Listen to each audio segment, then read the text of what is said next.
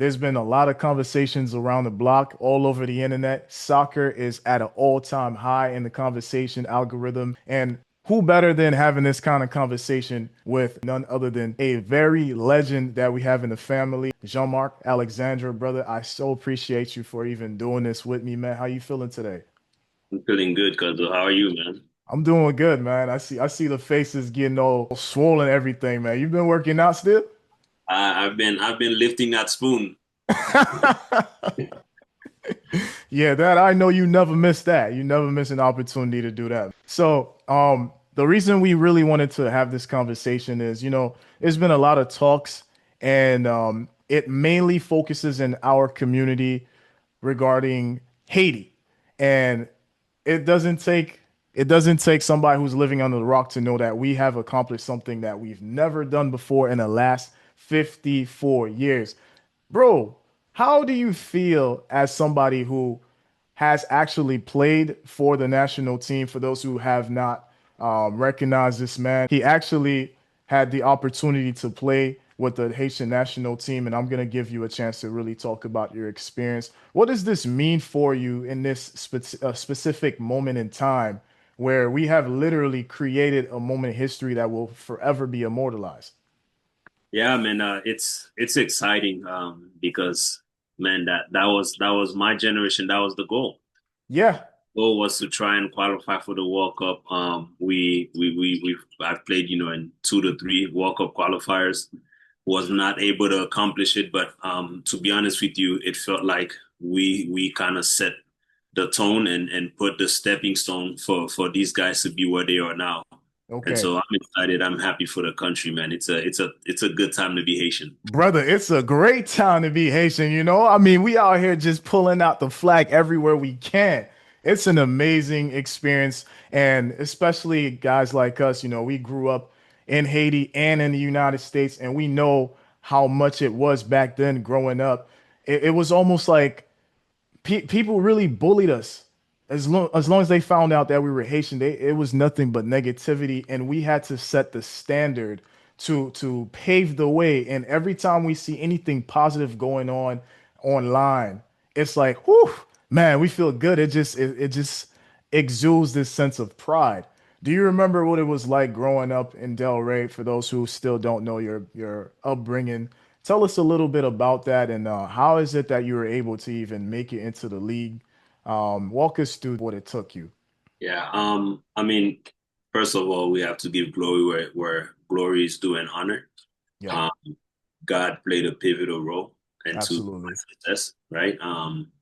Because when I look back at it, I didn't really have the tools that I see that kids have now, and Mm, also kids who back then who had the right tools.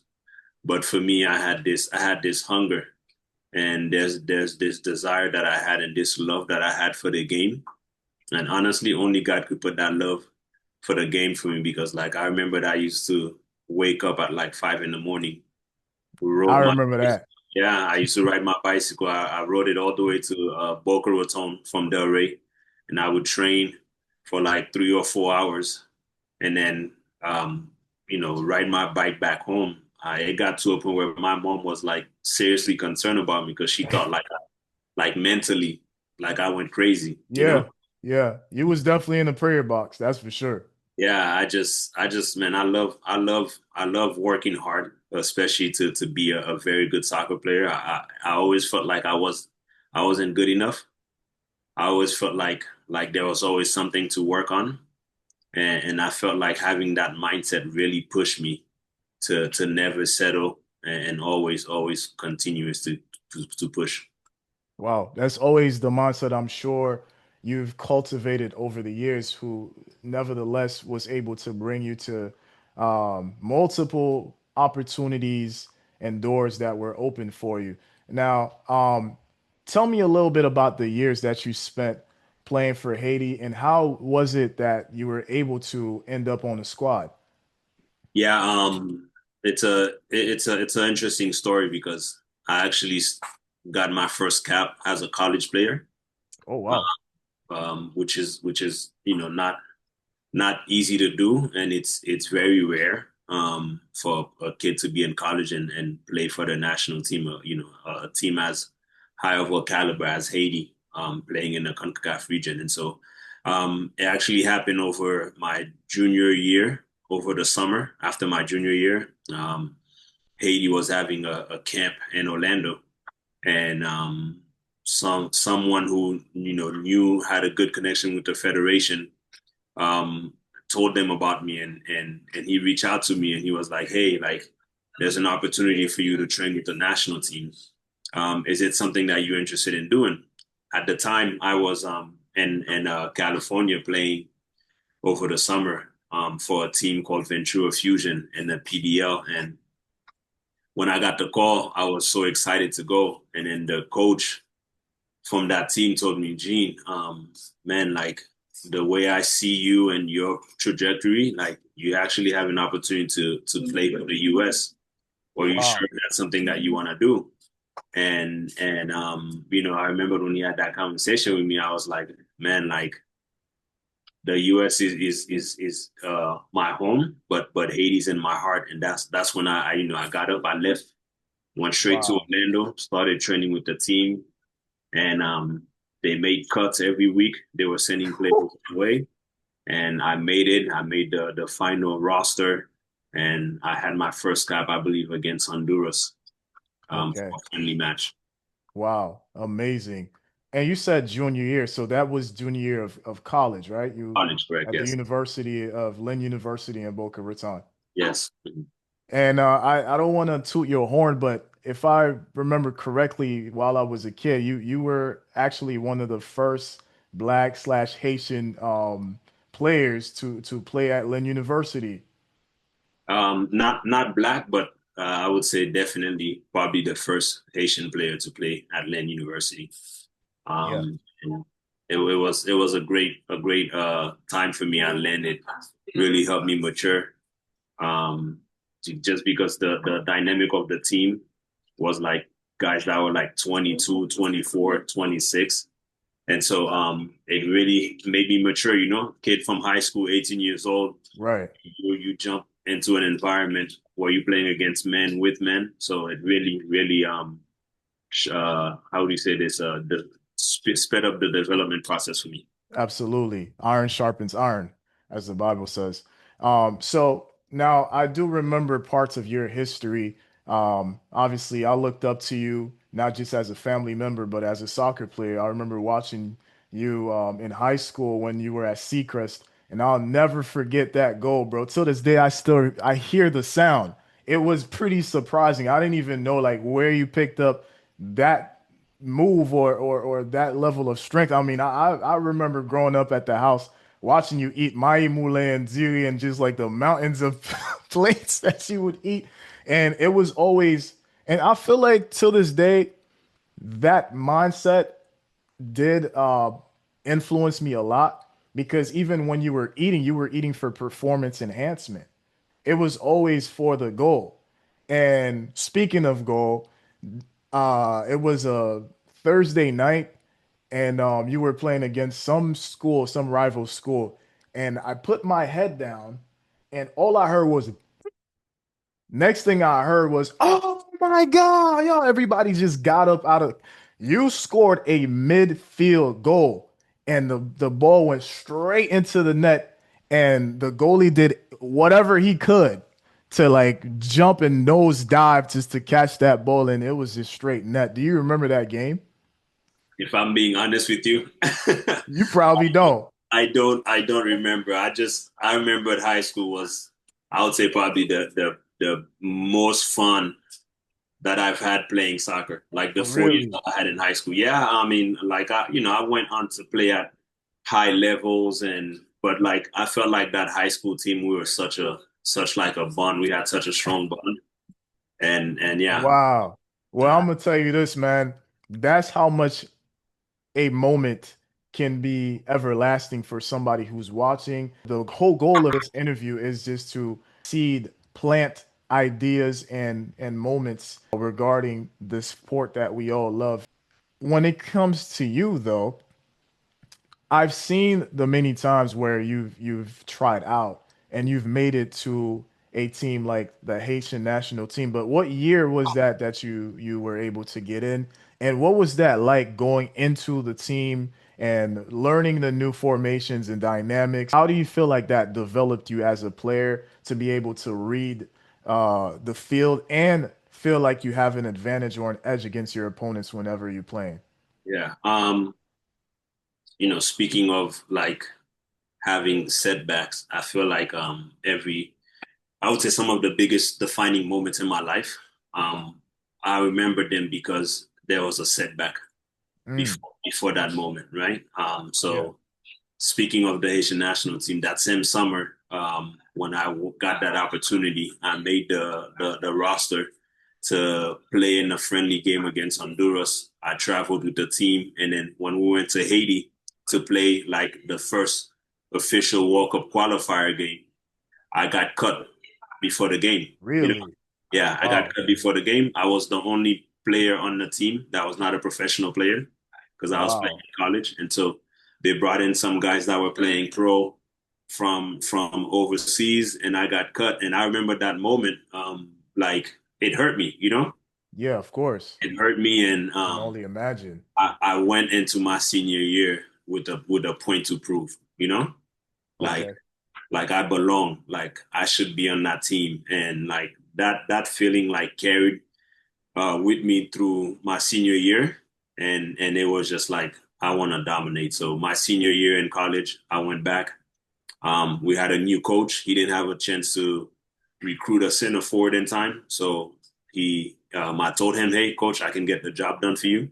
So I moved from defensive midfield to playing center forward, Okay. and I ended up leading the nation in scoring for Division 2 and like points per average, and like we went the whole season um, undefeated, and I had such a very good year that um, over over the year, professional teams were keeping an eye on me, and Okay. so again, from a setback, it drove me to have this attitude of like, you know what, I want to prove that I have my spot there, and I wanted to dominate my last year in college. Wow. Well said. And congratulations, man. We're really unpacking some of your best moments. I want to know when you step in on that field, Mhm. what makes you the most comfortable as a midfielder?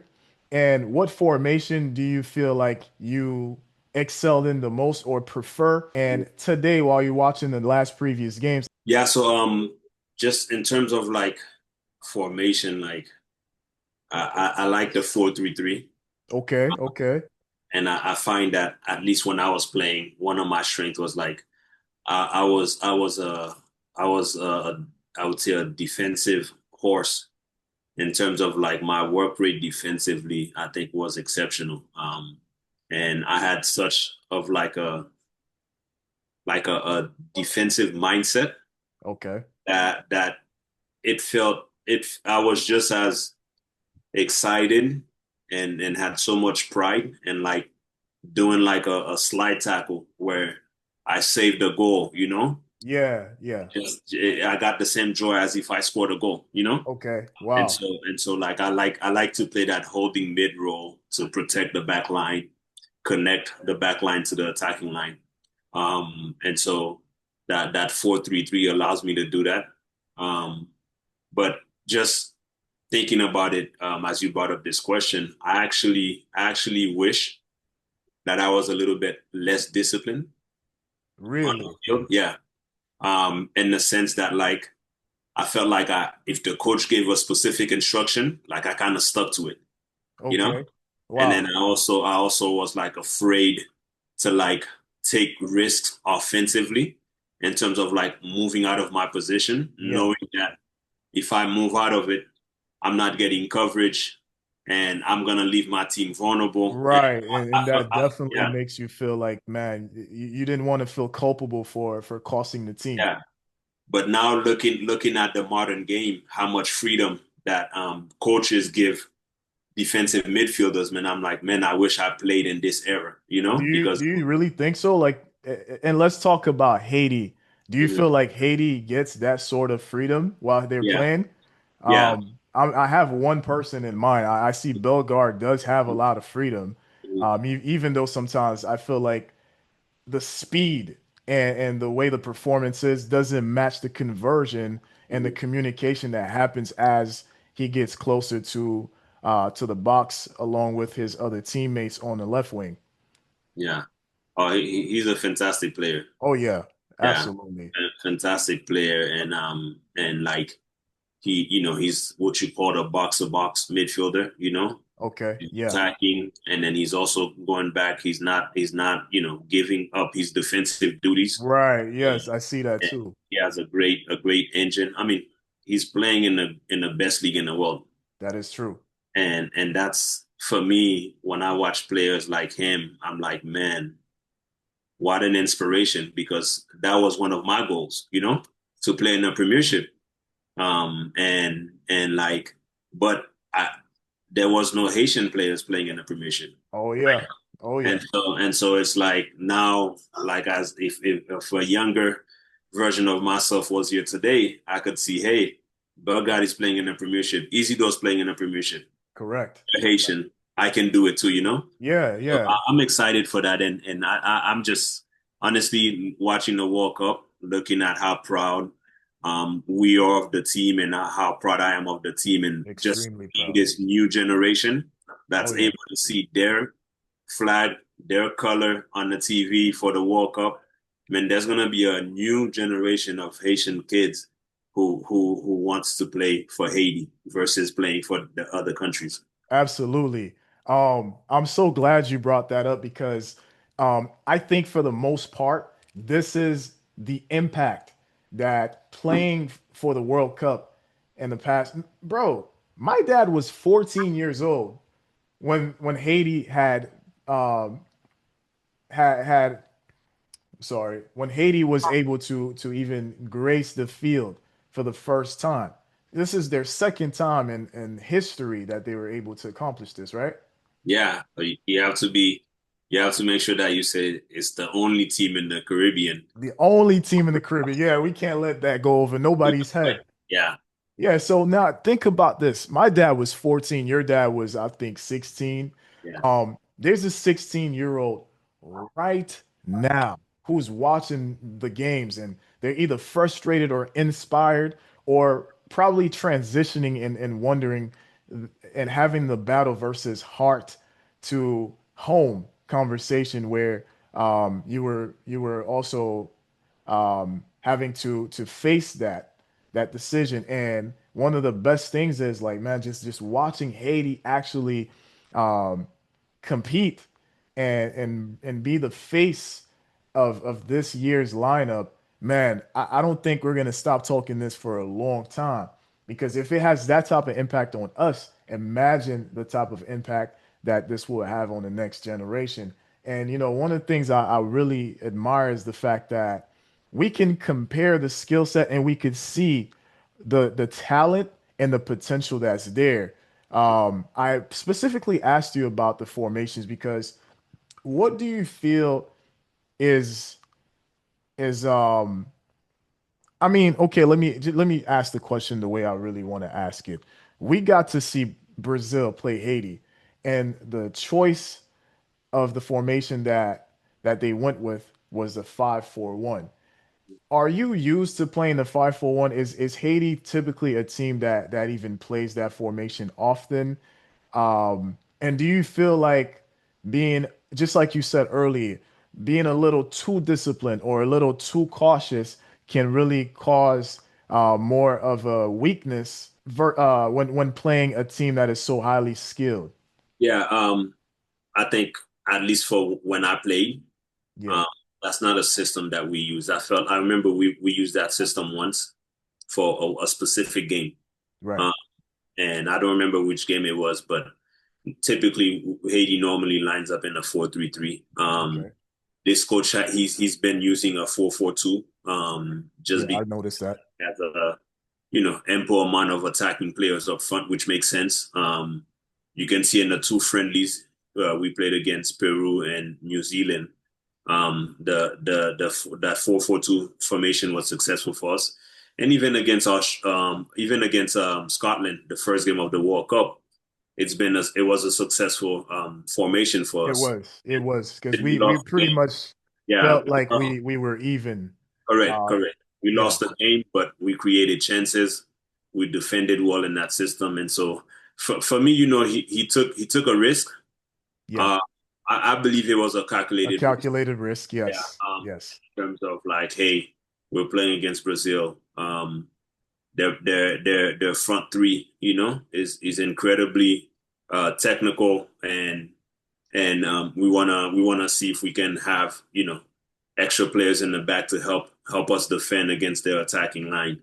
Yeah, But what that ends up doing is that like it kind of like limits our attacking options, yeah. uh, because especially when you play a 5-4-1.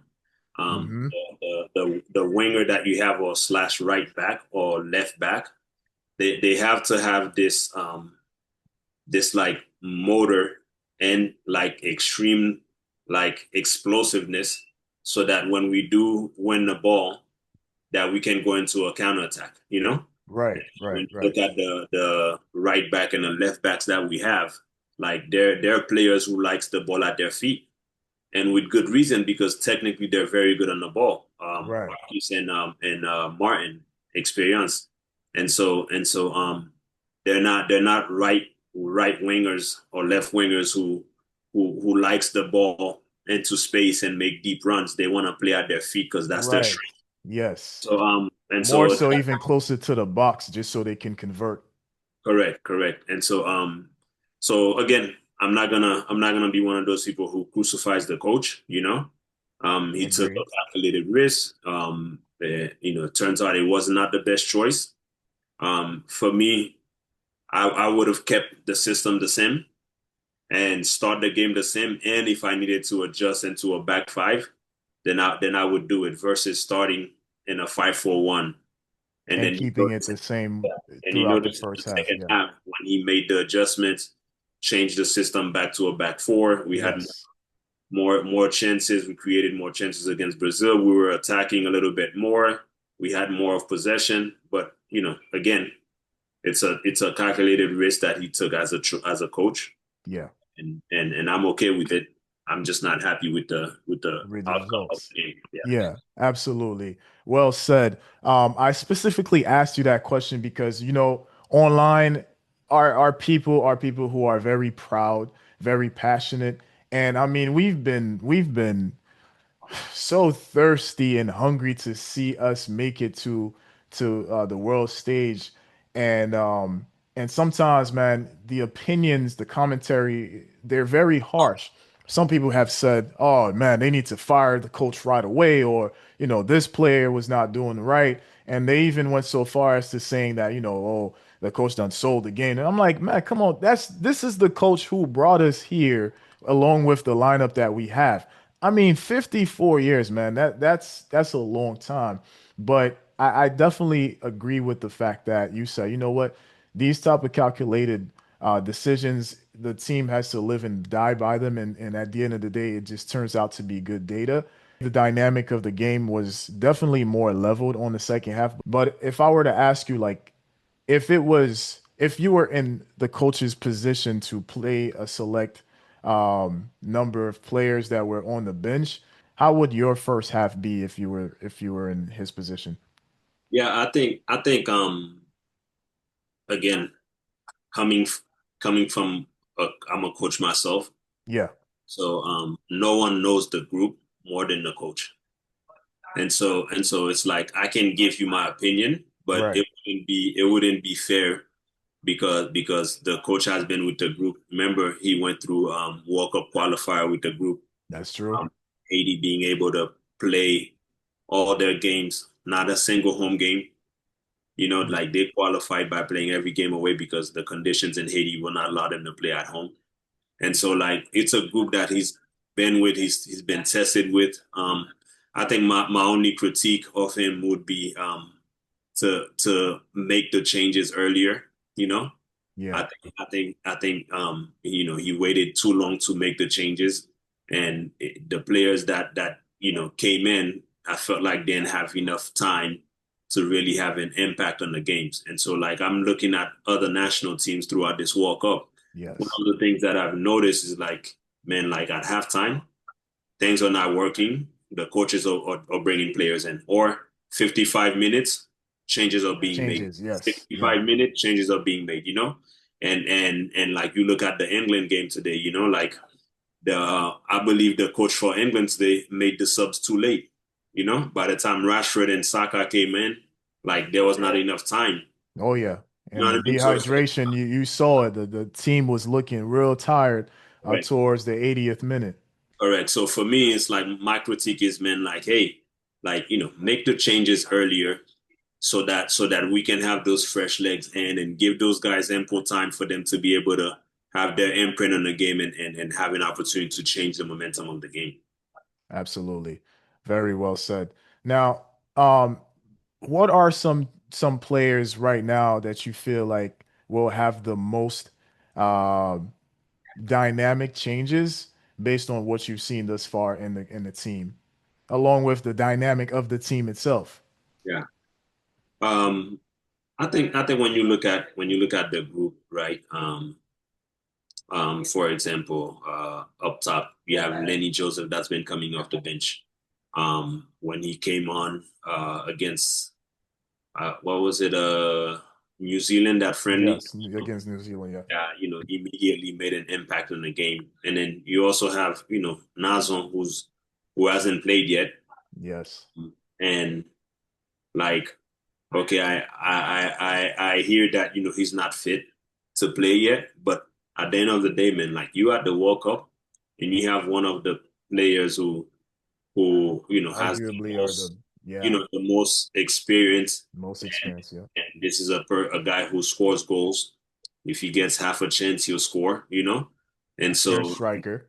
yeah, pure striker. And so for me in those situations, like for example, especially the first game against Scotland, man, like Scotland made three defensive changes. They're telling you, hey, we're gonna defend the last 20, 15 minutes. So go ahead, you can attack us, but we're gonna try and conserve this 1-0 lead. And at that point, I'm throwing every attacking option that I have on the field, Correct. you know, Oh, to absolutely. try and get that goal. And so I think when you look at those two players, those are two players at this last game, I think needs to get a look, maybe a longer look as well, to have an opportunity to make an impact. And now, honestly, this the last game of the World Cup, man. Like you have to make sure that, hey, you have. It may not be possible for every player to play, but like this is an experience that some players need to have. For example, you have Quito, who's the youngest player on the team. He's 20 years old. And it's like you need to bring your young talent in so that the world can see the young talent that we have in the Haitian national team. So for me, Correct. that's somebody that I would give an opportunity. He's the youngest player to ever get called up for a World Cup squad for Haiti. So we should help have him make history and play, and be an inspiration to the generation that's coming up as well. Yes. Very well said. Now, obviously, we're going to wrap up in a little bit, but you mentioned being a coach, and I appreciated you speaking on that perspective, having the credibility of your experiences and now as a coach. Where do you coach at, and what is the age group where you are influencing these kids the most right now? Right now, I coach at RPS Academy, located in Port St. Lucie. And RPS Academy was actually the home base where the Haitian national team came and trained Oh, before. really? Yeah, they spent about 2 weeks there, so I got a chance to meet some old teammates and some old staff that used to be there when I played. And so I coached the silver team, which plays in the UPSL. So you're looking at high school age, kids from 16 to 18 years old. Wow, man, amazing. You're already seeing a lot of talent that's for sure going to be in the World Cup in the next couple of years, huh? Yeah, I know it's a very, very talented group, and the academy is very similar to IMG. For those Okay. familiar Wow. who are familiar with IMG, it's the kids they're basically full-time student athletes. They sleep there, Whoa. eat. They train twice a day. They go to the gym. We have a physio. We have a athletic trainer. We have fitness coach. And the facility's great. There's 4 soccer fields.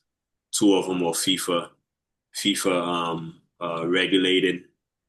Just everything that you need to be a pro, and it's been great for me to be in that environment, to prepare me because I do have the aspiration to coach the Haitian national team, Let's go. the youth level, and potentially at the senior level as well.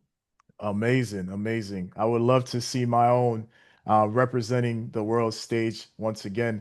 Some of the criticisms that I've seen online is that we don't have a black representation in the coaching staff. How do you feel about that? And do you feel like that is a thing? And you can answer that to the best of your abilities. Is it a lot difficult? I mean, how does it even how do old players qualify to be coaches? I don't see that too often. I mean, you have to get your licenses, right? You have to get your licenses, get the experience. But yeah, I think it's important that we develop coaches, not just coaches who are Haitians, but also coaches in Haiti as well. Yes, For yes. me, for Get that me, opportunity. yeah, that's very crucial because a wise person told me like, Gene, you want to help your country, you have to help the coaches because if you're a coach, maybe you influence 30 kids, but if you're able to educate 30 coaches, you have the opportunity to influence 500 kids. And, Wow. and so Wow. for me, I think it's important that we give resources to the coaches we have in Haiti, educate them, so that they can be prepared, to be able to harness all the talent that we have in Haiti. Man, the country is so full of talent, and so we need to make sure that the coaches are equipped to harness that talent. Well said. Um, well, yeah, that's one thing we usually have is we have talent. We're full of it, but not as full of resources as we would like. And do you feel like that also impacts the performance of players once they finally get to meet, based on how many practices they get to have together? Um, Sorry, repeat that question again. I was saying, do you feel like based on the resources and the way the team is set up, obviously I don't know how that works on the back end, but I've heard that, players being from all over, they don't usually get enough practice time just so they can really be more cohesive on the field. Have you experienced that? You I feel mean like, that's the how do you say this, the dynamic of a national team, because you have guys playing in different clubs, different countries. yeah, The club seasons are longer throughout the year. So whenever there's like a gap for like an international weekend friendly or international tournament, the time is very limited. And so that's why sometimes, you have to give those national team coaches a little bit of grace, because they have such a short period of time to bring the group together, implement their style, tactics, formation, and then go play a competition. And so it's not a it's a I would say a challenge not just for Haiti but for every national team. okay, understood. So as we bring this to a close, I just got one thing to say, man. What would you be telling a kid or somebody that's watching this interview right now, ready to take on these new challenges and just looking at what Haiti has done? What word of encouragement would you give them? What piece of gem would you finish this interview with that can help the next generation? Um, Man, I remember something that my dad, who played a big role in the success that I've had. He's always told me two things. He's like, Gene, there's no secret. Because growing up in Haiti, him himself playing, we know the background of like players doing, Yeah, you know, rituals and all of that to be yeah, successful in the field. And he's like, Gene, there's no secret to making it. He said, You have to put God first, and you have to work hard. And he said, put God first and work hard. And so this is my advice for the generation that's coming. Put God first, pray to him, and like share your dreams and your aspiration with him. Ask him to lead you there, and then put in the work, put in the work, put in the work. Absolutely. Um, I have no more words, man. I thank you so much for this chit chat. We were able to break down many conversations in such a short time. I hope anybody who's watching this was able to get a fill out of the cup of the conversation being a fly on the wall. Thank you so much, man. Maybe we'll have a little bit of a moment like that in the near future. But nevertheless, I'm satisfied, and I hope whoever is still watching is as well. Thank you so much, Jean-Marc. Thank you, It's been a brother. pleasure, man. Best of luck, Here, man. and let's see what Morocco brings or Haiti has to offer tomorrow. Yeah, well, tomorrow, I hope the boys give their best. And man, I want us to come out with this World Cup and a good performance. Yeah, I want to see a goal at least. All right, man. Until next time, peace, love, and blessings. Signing out.